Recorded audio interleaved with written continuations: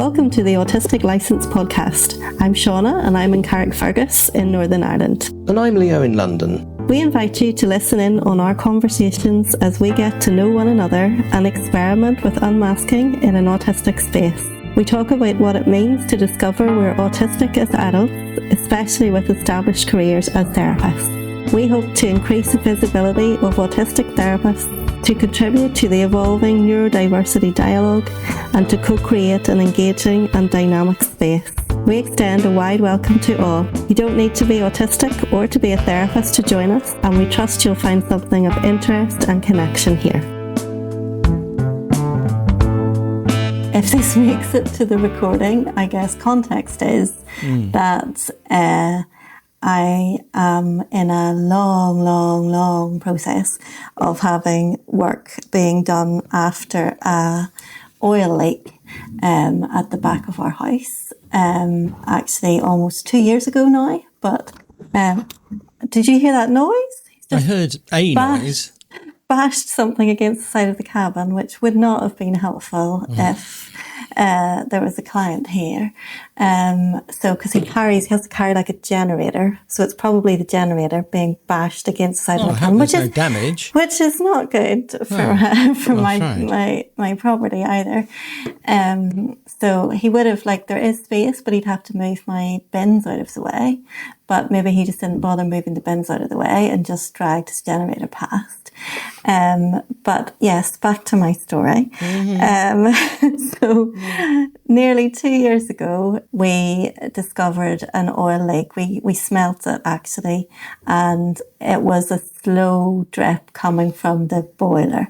What ensued was a whole big process of claiming through the insurance, being told that we weren't eligible, told falsely that we weren't eligible. So a whole process of 2 types of appeal and that kind of thing to then end up being successfully awarded the full amount, and then having to kind of get the relevant people in. So it's still ongoing. It's probably about 3 months away from total completion at this stage, but as an autistic person, this entire process is just ridden with stress because you have to make all the appeals, deal with all the people with all the official titles, deal with people coming and going from your house and treating it like a building site. And no matter how many times I've said to these people, I work from home, it's a confidential service, you cannot come on my property when other people are there or might be there, I still get things like has happened today, whereby I was asked last week, when suits you? And I said, you can have Tuesday morning. Anytime on Tuesday morning, I'm not seeing clients. And 1:15, they turn up, which is not Tuesday morning. Well, it covers both aspects of your identity that this podcast is focused on.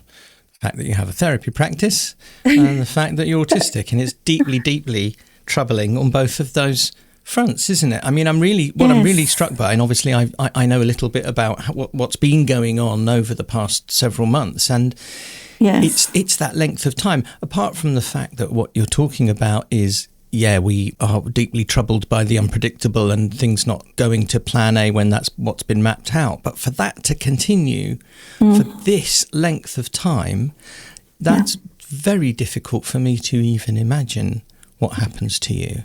Yeah, I mean, there's been so many different incidents and things to deal with. Like, and I don't really, I guess I'm mentioning that because it's the very beginning of our time, and, you know, and it is relevant to mention and refer to it. Cool. But I don't really want to go through, obviously, the whole thing. But I guess just to give some context, yes, on lots of levels, because I've got lots of different work, they're all men, so I'm going to say workmen, to deal with, and they all have different roles, and I have to try and build a relationship with all of them to explain to all of them how important it is, what it is that I do, and how their presence could be really disconcerting and alarming to people coming and going. Just their presence, just a man walking past when somebody's arriving is a big thing. Like, what are they doing here? Especially for autistic people. Why is that person parked outside this house that normally doesn't have anything parked outside it. You know, what if they block my car in? You know, things like that people might think. So trying to get all that across to people who really don't get it because they're not in this field. They don't understand the delicacies of it. Let alone, you know, trying to get across that I have needs for things to be done at the time that people say they have to be done, without explicitly saying I'm autistic, but just saying I need that. I need you to be clear. I need you to tell me when you're coming and going. And quite apart from that, like that was after we actually got the payout awarded. Prior to that, there was an entire year of having to go through really complicated complaints processes where I was just pinged all over the country for people who hoped that I would get sick of it and accept that I was probably wrong. I wasn't wrong. I was completely right, which is why it was 100% upheld in the end. But if you weren't as tenacious as I am, then you wouldn't get that. And I guess they don't mind paying out to 1 in every 100 person who will actually hold them to account. Yes. But, you know, there's like maybe 3 files full of stuff of all my evidence of who I've talked to when, that to help me to even be confident enough to keep going back and saying, I need to just follow up on this that you said you would do 3 weeks ago. And then when I talked to that person and their name was this, they said this. Like, when I think of all those days, that was incredibly stressful. These days, at least I'm dealing with it. There's actual things getting done, and, you know, and they're dealing directly with me. So things like that are different. So it's relative, but yes, it will feel completely different when it's all over. And 2 years of it is not small to have to go through. So there's so much there that can branch out into the autistic experience. Yes. And not all of them are complementary, you know. Yeah. So what I'm thinking of is you've got the very common moral, ethical, justice, core values of justice and fairness. Yeah. It's way less possible for us to tolerate and live with something that is unfair, even though the stress and effort that it entails in correcting it is disproportionate usually. We can't let it lie, as it were, and that has to be corrected.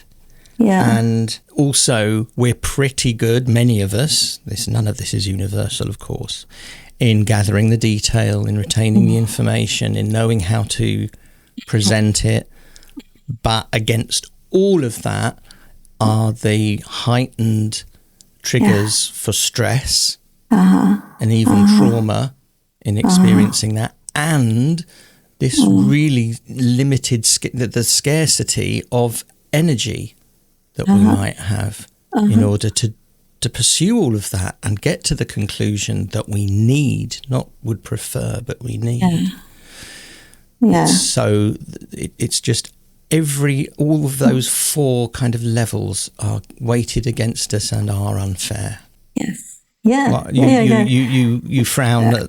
I didn't frown. What was that? No, I actually smiled. I was feeling really held in the fact that you were able to pull those things out. I was just appreciating that you were able to do that. I wasn't a frown at all. It was that's really good. And I guess that I appreciate you framing the facial expression then that I thought I saw. That's very lovely too. Thank you. I think you should know what it looks like whenever I frown. It wasn't a frown. No, I get it. It was that kind of, it was what I just said there. It was like a gratitude. Because what goes alongside that, and not to just go along with, you know, repeat your own narratives, and that's not the point, but it does remind me of your journey with your new glasses. But it's do you know why I'm making that No, I don't. comparison. But I'm sure you're going to say. Well, no, just in that it brings up those same things. There was actually physical discomfort for you, a real struggle in getting somebody who knew what they were doing supposedly to take you seriously and address it. And it also highlighted those increased sensitivities where perhaps somebody else with the same issue with their glasses would not have had the same level of physical discomfort from it, perhaps, and therefore that even adds then to the struggle to be taken seriously. Yeah, very good. Okay, very, very, and very, again, very your tenacity has to be dialed right up yet again at massive cost to you in terms of anxiety and energy. Yeah, to get to where you need to be at the end and get your glasses right. Yeah. Yeah. And I wonder if other people, if our neurokin listening to this, will have their own quite frequent struggles with the outside world on these kinds of things, whether it's services or products or healthcare. Or education, or any of the aspects of living in the world that we do. Yeah. I didn't know where you were going to go with that one. I thought that you might have been going to go with how insecure I was to start wearing them, in front of people, and I wouldn't show you. No, that was a moment. And that was, I thought you were going to say that, but it was also there was this whole process. Well, actually, there was two, because I'm talking about these more recent ones, because actually the solution ended up being 2 pairs of glasses, because I couldn't get 1 pair of glasses that would do it all. And then, so I had to compromise on my main glasses and not get as sharp up close vision as I needed from my prescription, because they could not get the balance right. And then I had to get another new pair just to wear for close up and the computer. And then I had issues about switching to them, because everybody was used to me in the other ones and I was used to seeing myself in the other ones. But then my eyes really wanted these ones. But I left them on the desk and didn't wear them for about 2 weeks. And then once I started wearing them, my eyes really wanted to wear them. But I wasn't ready to do that with all my clients. So then there was that kind of thing as well of looking different. So I didn't know how you were going to connect that to this situation, but that's another issue with glasses, my glasses, that kind of came after I got a solution for dealing with my eyes being so sensitive to the transitions that they had to make. Then there was the next one, which was adjusting to having to wear different glasses at the computer, and therefore because they're not just reading glasses, they're also, and my eyes really want them for the computer now because they're better than the other ones. But then I couldn't wear them straight away, even though they were there and they were going to help. And there was a real conflict to actually be able to start doing that, and then to cope with being seen differently, and almost being seen differently, but it not being my first choice to do that, because I already had glasses and I liked what those glasses looked like. And then these are not exactly the same. Of course I could have got the same glasses and got, but then you mean you could have got the same frames? I could have got the same frame, but yes. I didn't even think of that, and that would have been, I'd have got confused. Well, my eyes would have told me what were the right ones, but I never even thought about that. Well, then there's plus I went to another optician's because the first one pissed me off because they couldn't get. So So there's 3 tracks there. In fact, in that version of that experience, which also kind of contradict and cause distress, you've got physical discomfort or even a medical issue. Well, I did. I was nauseous. No, I understand. Headachy. So I couldn't wear the first ones. So physiologically, the first 6 ones, they tried 7 times. So the first 6 ones, the first 6 ones that they gave me headaches and nausea of different And presumably they won't be used to that again, that level of fine detail making such a dramatic difference. I think to a degree it does, but not to this degree. And the persevere. I think people probably just go, oh, I'm not going to keep coming back. I'll just go to another optician's and leave it. They're probably not used to somebody keeping coming back, going, this is still not okay. This is still not right. But so like you said earlier, it took a lot out of me to do that. I had to psych myself up each time. Like this was over the course of 2 months. Like I didn't just go back every day. I had to keep psyching myself up to do it. Yes. And then I just was wearing my old glasses that whole time, which, didn't give me headaches and nausea, but did need to be changed. Like the prescription had changed and it would have been better for me to have glasses that were more accurate. I just talked over you. Sorry, I bookmarked myself. This is how we communicate. Both of us are comfortable with this. I hope that comes across actually as a sidebar. That we've talked a few times, we've mentioned the idea of talking over each other or one apologising to the other, oh, I spoke over you there. It's always okay because you and I think it's part of the autistic clique generally, I think, that we know how to hold ourselves. We know how to hold back, how to push in, that it's very rarely received by the other as, rudeness or dominance. It's a particular aspect of our communication style, in the broadest sense, autistic people. Yeah, that's okay. You're looking at me like, is that okay, Sean? Are you going to debate that with me? No. What I was going to do is go back to the thing that you spoke over, which was let's stick with this sidebar. I'm not going to park it again. Okay. Please do. I want to stay with the so-called interrupting thing because I can see that it's a kind of an internalized rule that then I feel the need to apologize for, even though we have this kind of agreement that that's what happens. Because I know that sometimes, like what happened there was, if I hadn't have asserted my need to talk over you, then I would have lost my train of thought. Yeah. But on other occasions I don't, and I'll you can talk and then I'll go, okay, that I can park that, I can come back to it. But on some occasions I need to do that, and on some occasions you need to cut in, because if you don't cut in, you'll forget the thing. And this is the thing, and it always seems to magically work when one of us is in one of those states, the other one is in the other. So, for example, when I said several minutes ago now, I can identify with your experience of the glasses story, 3 tracks that are kind of contradicting. I'm very comfortable holding that for some reason, whereas I know in other circumstances, as you're saying there, I wouldn't be able to, and it'd be gone by now, and we'd have to forget about it and talk about something else.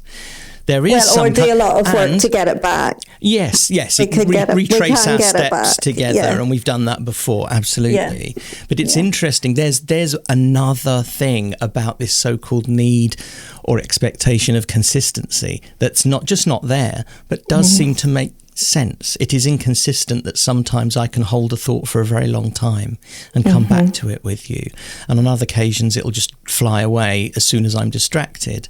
And we seem to match up when that happens, and it seems to oscillate between us when we talk, but I don't know what the dependencies are there that make the difference between whether I can or can't hold on to multiple threads. This is another magical thing about autistic communication, I think. And there's an aspect of attunement there where and permission or grace or something for each other that means that we can kind of tell when the other needs to keep going, and we know that it's not like an offensive thing. It's kind of just like, okay. And then we can also go, well, I don't really need to keep talking. So take me. So, we'll go into something else. So I think there's an attunement that can roll with those kind of things too. Yes. I'm making a note here about something else, but yes. Well, not something else, something you just said. Okay. Are you going to share with me and the people listening? Yeah, not the people listening, because this might make it into a title. But you know what? There's a few things going in. There's a few themes here that we're talking around. One is talking about talking. So there's a thing about how we think about and analyze our own communication style and why it works so well. And then there's something more generally about two particular people being together and having attunement, which can be very broad. It can be the fact that I sit with and talk to many more autistic people than the average person would do in a day. And therefore there are some general unspoken rules. Yet again, and I mention this almost every time we speak, the dialed down sense of competitive ego. When we might talk over each other, we understand inherently that it's not competitive, it is not one-upmanship, it's enthusiasm and attunement. And there was something else in that I have forgotten. Okay. Oh no, it was to do. So yes, as I said, the attunement can be general. I know I'm sat with a neurodivergent person who has a similar communication style to me, and so there are some unwritten rules there that we can both follow without really having to be specific about it. And there's another one as well. And then there's the specific one that might be specific to you and I, which is the very personal attunement because we know each other well. Yeah. And that can really enhance that communication style that we already have in common. Okay. So that there might be very specific permissions and rules that we've given each other, consciously or not. Unconsciously, actually, because this is the first time we've talked about that. There you go. And the other one then, so there's attunement general, and then there's attunement specific, and then there's, what was the word, tenacity that you used? I think that's a really big subject because we have to do it. We have to have it. We have to have tenacity, perseverance, determination, because of the because of the low tolerance to having our values of justice and fairness contradicted. Yes. And the flip side of that, which is that it costs us so much more to be tenacious. Yes. In terms of energy and distress. And no wonder so many of us end up so regularly burnt out. Yes. Because of those demands. And that actually it can be more kind if we can learn how to, let some things go. Yeah, pick your battles. Let some things go some of the time. And that can be a real challenge. It's a huge ask. It really, it is, because you're saying, I know that this is the thing you feel most strongly about in your life, but actually you're going to have to swallow it sometimes for your own good. For your own good, actually. As self-care, yes. And that, again, is unfair. And it's so not prods fair. the value of unfairness. Yes. Sorry, the value is fairness. And now I'm going back. I'm thinking about that ticket that you had to pay about another car saga. For goodness sake. Okay. So, because that's making me think about the justice, and you were like, well, that's just the rules, Shauna. And I was like, you need to find that.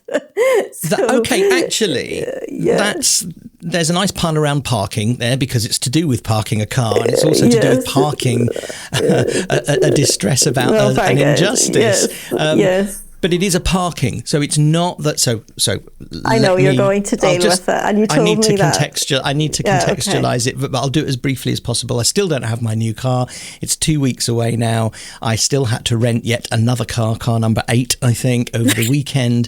And while I had it, because of human error in booking its parking permit, it got towed away. I thought it had been stolen. Had to go to the car pound, pay 265 quid to get it back. And I had paid for its permit. I'd just done a little bit of admin the wrong way. I was one character out with the reg, basically. And so in talking to Shauna about this in real time when it was happening, there was, for both of us, me firsthand and Shauna secondhand, a great big prod at the value of fairness. This was unfair. I wasn't trying to cheat anybody, and I'd had to pay an enormous amount of money and took out my whole day, in fact, when we would have otherwise been editing episode 9. We had to move that over. And I think the feeling I got was Shauna's it's more than a need even, but it's a drive to get that unfairness resolved there and then, if that were possible. No, well, I was on concerned. my behalf. Well, okay. Well, I wasn't going to do anything on your behalf, but my concern was that what you were saying at the time was, those are the rules, they're not going to understand it. And basically you were being critical of yourself. And I wanted to make sure that that was just a short-term solution, right, like that you were going to pay it and then claim it. Indeed. Because what it was coming across was like, well, it's my own fault and those are the rules and no one's going to understand. And I was like, well, just make them understand, you know, but I didn't mean there and then. I got that you couldn't do it there and then. So it might have been, have been that misunderstanding. So I know that you have to do these things at the right time, and I have to do things at the right time too. And I know that it takes energy. I think that I went into that at one step removed because I wasn't completely, I wanted to make that still part of the picture. But that was because I was concerned about the parts of you that were going into self-defeat or self-criticism.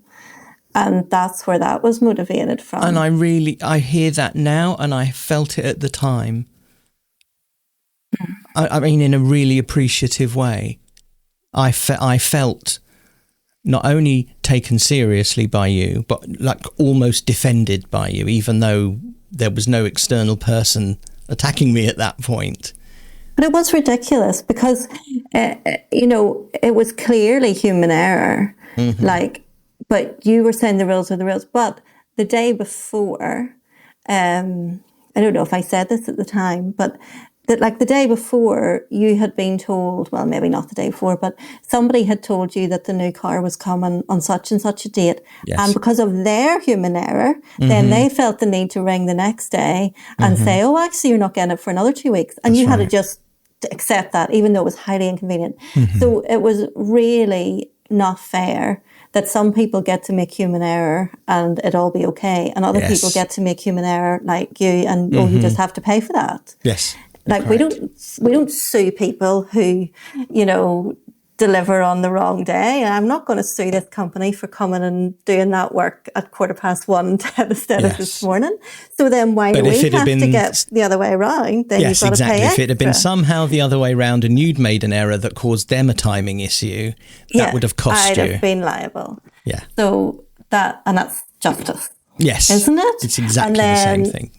My protectiveness, if you want to call it that.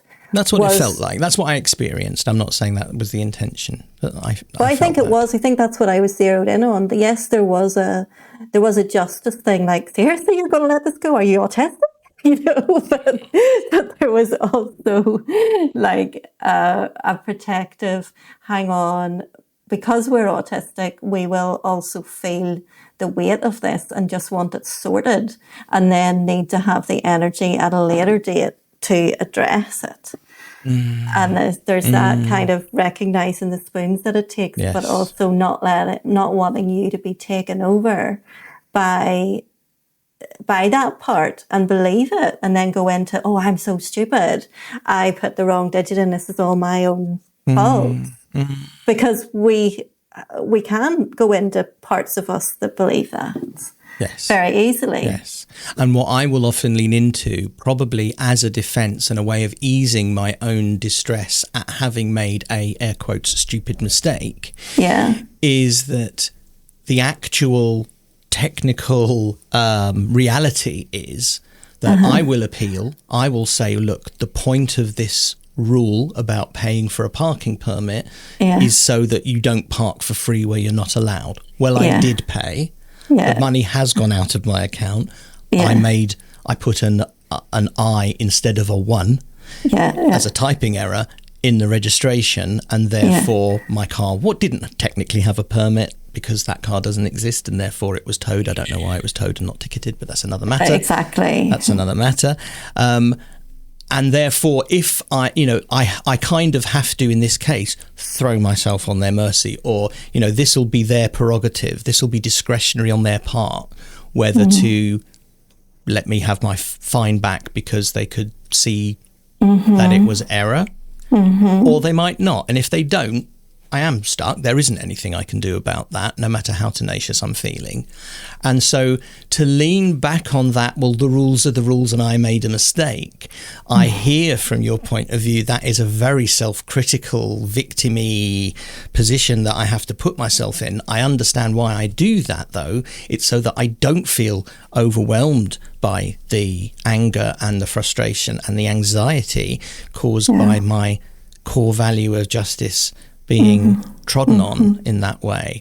But what I was able to do in that particular case, to come back to the parking pun, was to park that. Okay, I'm going to pay the fine now because I've looked it up and I now know that the appeal process is you pay the fine and then you can appeal it. My worry was, if I pay the fine, am I somehow contractually then accepting that I've done a bad thing and then that's justified?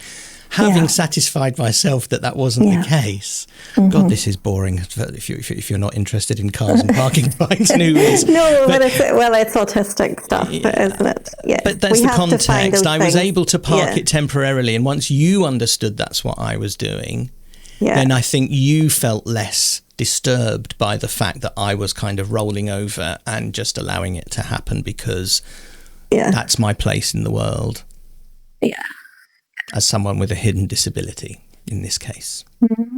Yeah, well, it's protective, isn't it? We go into that way, and sometimes we need to go into that way of being like, oh, I can't do anything about this. Do I do it a different way? Like with everything, I went through that with the whole, and the whole oil situation over the time as well. We just have to pick our days to deal with things as well. Now, I want to invite you to go back to whatever notes you have scribbled because we parked so many things. Well, the notes I scribbled weren't those 3 tracks about your glasses experience. So let me go. I'll go back to that first to see if there's any more to be mined out of that, which is that there were 3 things that were in conflict with each other for you, which were medical / physical discomforts and things that actually needed to be addressed that were properly serious. You can't function. Exactly. Then there was then there's the aspect of how correcting those things or fixing them involves an identity shift. In other words, how you actually look, and that prods something completely separate, which is about being very self-conscious of what people see when they look at you, including me, because as we said, there was quite a build-up of several days to you feeling comfortable enough to show me your new glasses. Yeah. Which in contrast to whenever you tried to help me by putting on all 7 of yours. Oh, you think it's 7? Try doubling that. But yes, I got out every pair of reading glasses that I own from the drawer behind me But, of course, I've got my own versions of that. It just didn't happen to be glasses. I know. I'm very happy to try on all different glasses and for everybody to see. But that doesn't mean, look at me super confident about my appearance. That's definitely not the case. I just have different versions of that. So there was there's the external, how you feel and presentation and some different kinds of self-consciousness about that. Fighting with the fact that you needed to change your glasses because there was huge physical discomfort associated with having the wrong ones, and getting that taken care of and being taken seriously. Yeah. And again, the energy burned by both of those things. Yeah. Again, being also dialed up when we compare ourselves to allistic people. Yes. And what we'll tolerate, I kind of feel like, towards the end of that, people were really apologetic. They were like, oh my goodness, you've been back in this store such and such a length of time or whatever, or such.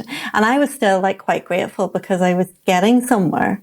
And I am nice to people. I'm not a difficult person to deal with. I'm really, really understanding and really, really clear. And, people don't, I think they'd like me. They like me and want to help me. And I think that really helped with the insurance situation as well. Like, I guess some people might have thought, oh my God, she's paying, or she's really pedantic. But the majority of people will have thought, oh, she's just really clear and she's really struggling here. And, they would believe me. They might think it's unusual, but they would believe me. And I think that actually, much as it might come across as vulnerable and not, like, I'm not assertive in the traditional sense of being assertive, but I'm clear. And once you listen to me, you kind of go, okay, this makes sense. It's intelligent. It's, there's a clarity in it. And I think if people can get over their own sense of themselves and relate to me as a person, actually that actually goes for me, because they can see that I'm telling the truth, and I think that really, really, I think maybe that's something we have as autistic people, where it's all about justice. It's all about the truth. When I was dealing with the insurance company, I was like, I'm not trying to get anything out of you here. I just want you to look. Do you find yourself actually saying that out loud a lot? Because I do. When I'm explaining myself in a situation like that, I will often I find myself saying, look, I'm not trying to get out of something here. I'm not trying to con anybody out of money or effort here. I'm trying to do the right thing. I said so many things like that. I could have totally shot myself in the foot for the things I said. Yes. Like, because I was not making demands. Yeah. I was going like, I am really not, but I cannot see how you're saying this when my policy says this. And, and they're like, and they actually had to go right back to like phone records from like 3 years ago or something, to when the policy was taken out, and they had to investigate all of that. And I was like, do whatever you need to do.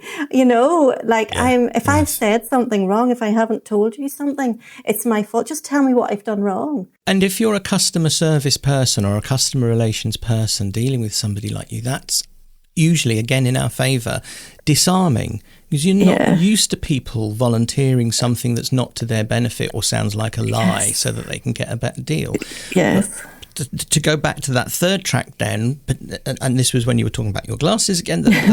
It's when you said, because you brought it up yourself just then, you said, I don't come across as an unreasonable person, I'm just clear and direct, but I'm not aggressive. That, though, is, in order to make that presentation acceptable and understandable in the neurotypical world, that involves masking, I think, to a degree. Now, it's choiceful, it's on purpose, and therefore kind of a social skill, but we do sometimes have to deploy the social smile and some of the padding around the language to make ourselves more, well, okay, I need to be speaking for myself here, because I don't think this is landing. I can see your face and I don't think this is landing with you. But I will do that. And that, as we know also, because you mentioned burnout, that's what brought it out to me, that this is the biggest, we know that this is the biggest cause of burnout. Okay, so also what I'm thinking here is I think that I just heard the door knock, so could you just hold on a second? Pause there. Yeah. Did you knock on the door? Clearly not. I think that might have been a chopping or cooking noise from the kitchen. It wasn't my door at all, unless Molly has developed the ability to stand tall and have knuckles. Okay. That's funny. Now I've got an image of her doing that. Yeah. Oh, she's clever enough, that's for sure. I just don't think she's got the opposable thumb necessary for some of that. So what I was going to say there is that a gender thing? I think that's what I was thinking. Like, so you might have to pad more than I have to pad, because people might feel like you're coming across in a certain way. Right. Whereas I mightn't have to. And maybe another aspect of that is what you think you saw, which you kind of did, that I might fall on my sword more often, or I might deploy self-deprecation more often, and that's not in my favour. That doesn't help, but it does smooth the way. Yes. And for example, I was thinking about this the other day, and I can't remember what the context was, but I've always thought this. I can make almost anybody I encounter smile. And if I can't, it's really disturbing. Okay. There's such a... Now, obviously, how I do that, which I try to do way less now, I care less about this now, is by masking, is by wearing the mask of a neurotypical person mixed with some self-deprecation in order to make them, to address a power imbalance they might, I'll make you feel like the person in charge, the one up here. I'll take the one down so that you can like me, or so that I can fit in, or so that I can make you smile. But that, well, okay, I can't talk for all autistic people, but that doesn't work for me, because if you do that with me, that'll not in any shape or form make me cry, smile. I said cry there. That'll not make me smile. It might make me cry. Do you mean now that you know me, or do you mean just at all? I think at all. Like I don't know that I would respond with a smile to somebody that's being self-deprecating, especially somebody. Now that addresses something that's completely, again, contradictory and inconsistent about that.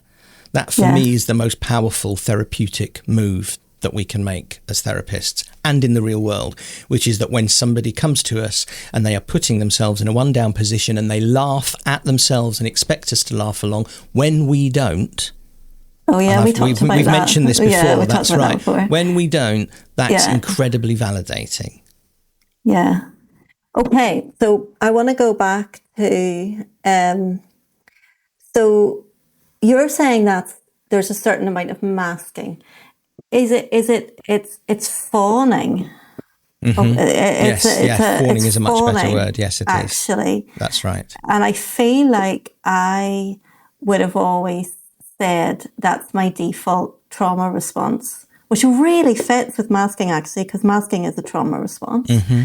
So maybe a lot of masking is fawning. Never really thought that. This before, is really good. Yeah, no, this is excellent. Yes, I think you're absolutely right. Go on. So, get this, record this. So if a lot of masking is fawning, that makes a lot of sense of the whole putting it in a trauma context. So then, and then it's very unconscious, because fawning is an unconscious trauma response. Like it just happens, just the way freezing happens, or any type of trauma response happens. So then I'm asking myself, do I still fawn whenever I'm in these kind of situations? And I don't know whether that's there. I'd like to think it's not there as much as it used to be. And maybe that's my resistance to you saying that I'm masking. I don't think I am masking. I think I'm waiting until the point, I'm choosing my timing. So I'll make the call, or with the glasses, I'll make the visit to the shop on the days when I'm not feeling vulnerable and therefore likely to go into a trauma response. And so then they'll see me at a time when I have the autonomy and wherewithal to relate to them adult to adult, as opposed to from a traumatized place. But if they saw me on another day, maybe they would get a trauma response. Maybe it would be like, oh, look, would you please take some interest in my classes and please do this for me. But they don't see me on those days. That's it. And I think you've just made a distinction that's really powerful and important and profound, as usual. This is a common experience of talking to you. I just did a sneaky Google of masking and fawning. No, this absolutely validates what you were saying, and it puts it in a different context in the way that I had not done previously, and I'd lumped them together. Okay, so what did Mr. Google say? Mr. Google said, this is a particular article, so I'll have a read through it, and if it's acceptable and it doesn't say anything horrendous elsewhere in it, I'll put the link in the show notes, and otherwise I'll edit this out. But masking and fawning. Masking is a form of social camouflage where a person adapts their behaviour in order to be accepted in an environment. Fawning is an attempt to avoid conflict by appeasing people. They're both extremely common in neurodivergent people as a way for them to hide their neurodivergent behaviours and appear what's deemed to be normal. They are just modern day survival instincts. Okay, there's more to say about that, and I don't know if I agree with all of that. But the fact that there is a distinction in that article, my thesis right now, hot off the press. Your hot take, Shauna's hot take. Yes, is that they're not so different, and that fawning is an aspect, or can be an aspect, of masking. I also don't see fawning and appeasement as the same thing. I see those as two different things.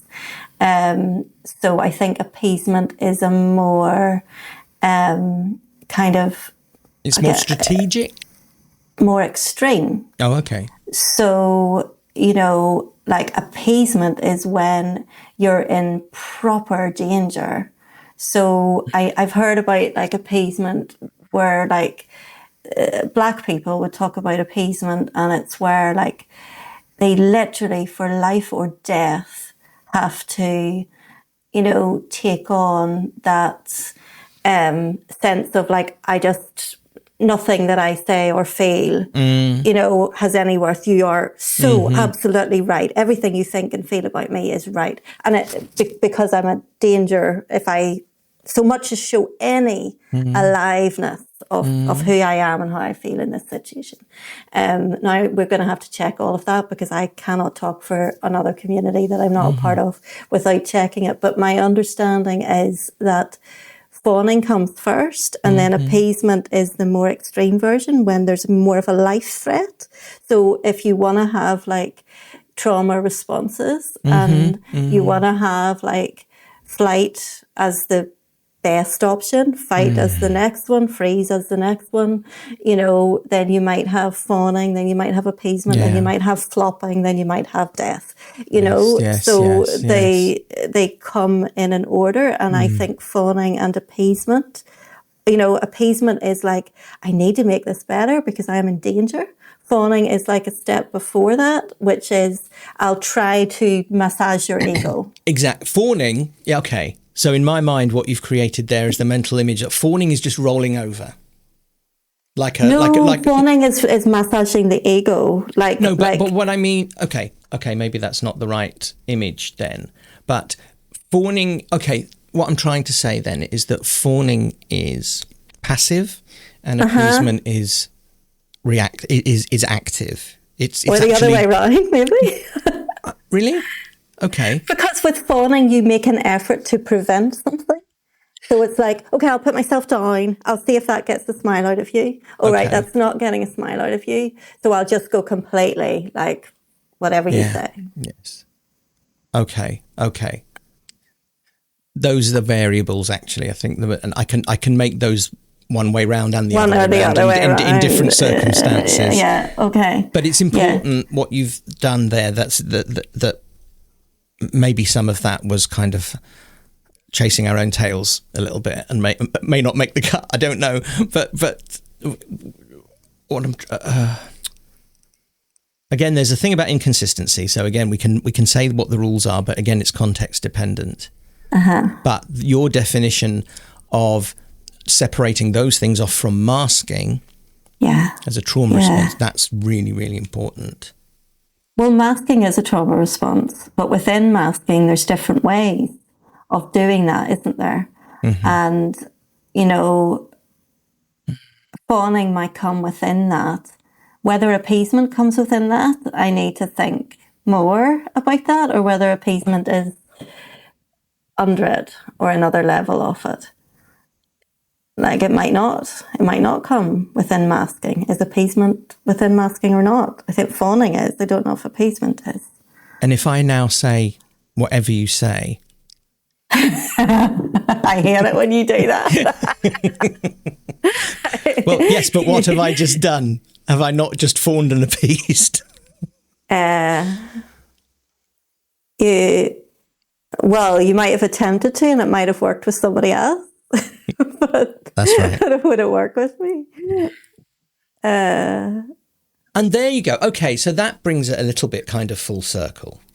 So fawning, appeasement, masking, or certainly masking, because we know this, is an interaction between a neurodivergent person and a neurotypical person, typically. Yes. Right. Yes.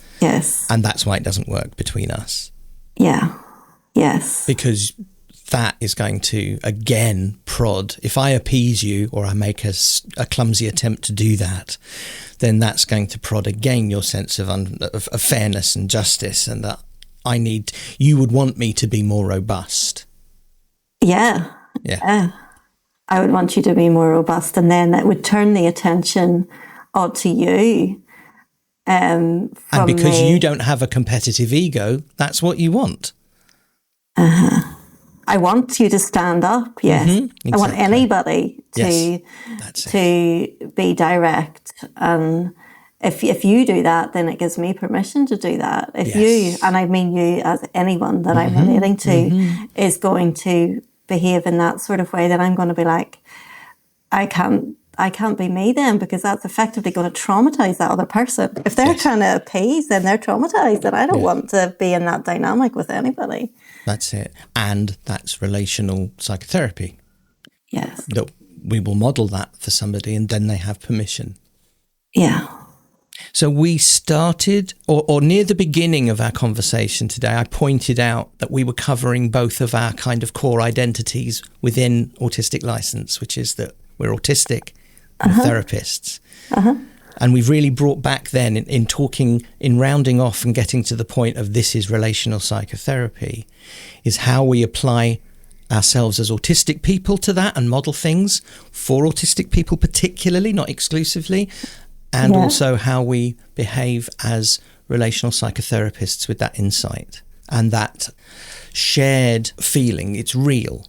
We're not manufacturing this in order to model something. Yes. Yeah, that's really important to say, isn't it? Yeah, okay. And it leaves some of those earlier threads open, and we'll come back to them. And for the record-breakingly late point in the podcast, autisticlicense@gmail.com. Please get in touch and let us know what your versions of some of these experiences might have been. And also to think about what we're going to come back to, I think, in the next few episodes, possibly, which is the idea of attunement or the neurodivergent click, or some of those unspoken rules about how we connect with each other and have relationships. And that will branch into the more specific, I think, as we go along. Fun. I can't wait. Okay. Yeah. All right. Okay. We'll see you next time. Bye. Bye. Thank you for listening to the Autistic License podcast. We're very open to feedback and suggestions for future topics, and you can connect with us via Instagram, Facebook, at autisticlicense.com, or by email at autisticlicense@gmail.com. We spell license the British way, LICENCE. If you're interested in therapy with an autistic counsellor, you can visit thrivingautistic.org.